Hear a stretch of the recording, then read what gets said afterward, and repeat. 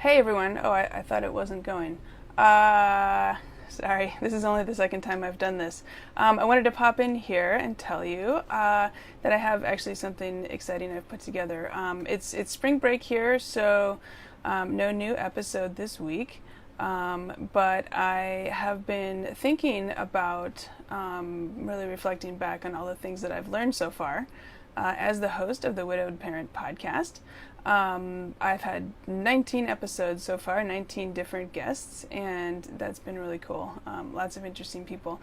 And so, since we are not on a sunny beach this week and we're not anyplace super exciting, but home and relaxing, I've been thinking about what I've learned and how I could share that with you guys.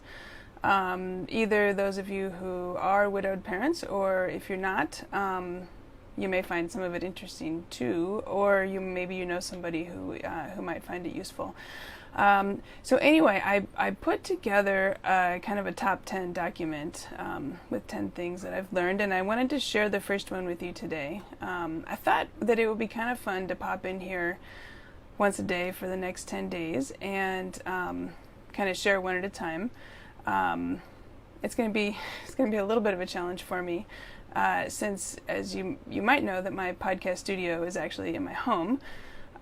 So a lot of days I actually don't have to get out of my pajamas if I don't want to. You might think I'm joking, but yesterday was a writing day, and I decided that I was not going to get out of my pajamas until I finished this piece I was working on for Thrive Global. And so I was in my pajamas till 4 p.m., and it worked out fine. Worked out great. It's kind of relaxing. Actually, I'll drop the link to that post at Thrive Global in the comments here in case you're interested. It's a kind of a reflection on how I've grown and changed since I've become a widowed parent. But anyway, I put together these top 10 things, and like I said, I'll share one each day. If you want to jump ahead and see all of them now, actually you can download the document.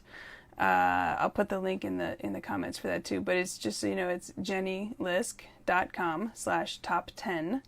So it's JENNYLISK.com/top10. So the first thing that I've learned, and this is from Dr. Justin Yopp, who is at the University of North Carolina in the Cancer Center.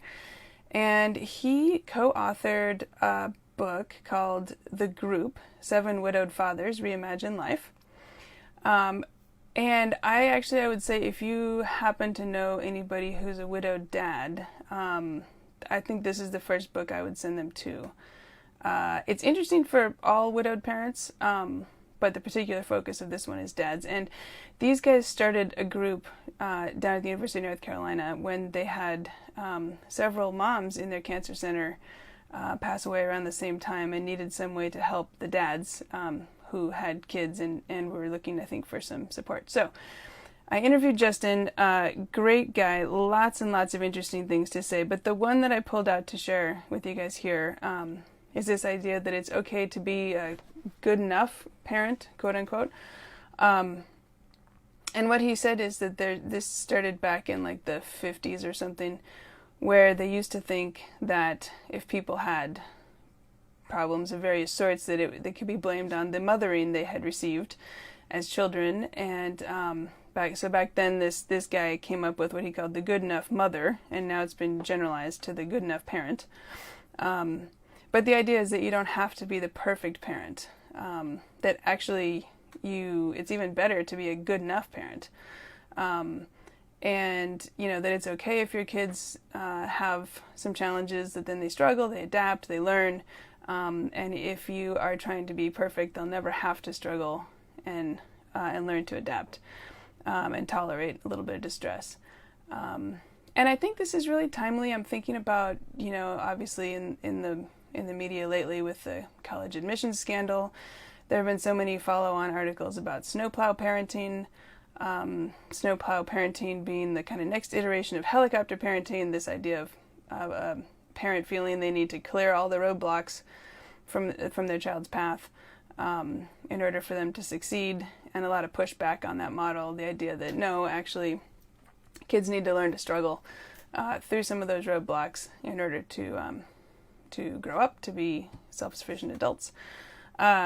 So I think this ties in really well, and I was really glad that I could talk to Justin. Again, it's episode 9 of the podcast. He had lots more things to say, but this was one thing that I think that I learned from him, and hopefully, other parents might find that useful as well. That we don't have to be perfect, and we shouldn't put pressure on ourselves to be. And in fact, it's better if we're not. So I'll put a link to episode 9 in the comments as well.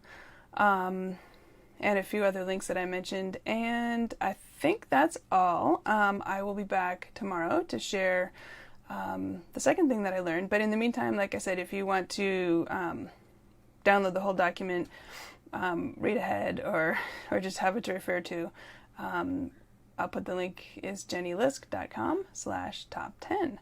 Okay, all for now, and I will see you tomorrow. Okay, until then, keep smiling. Bye.